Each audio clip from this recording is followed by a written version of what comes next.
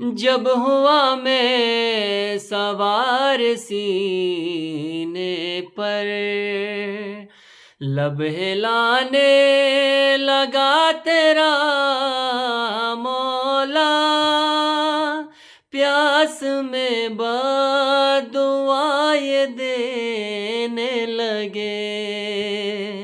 मुझको शबीर ऐसा लगता था, मैंने होठों पे कान रख के सुना, तब वो गाजी को याद करता था। शिम्र कहता था मत सुनो मुख्तार, मैंने कैसे हुसैन को मारा।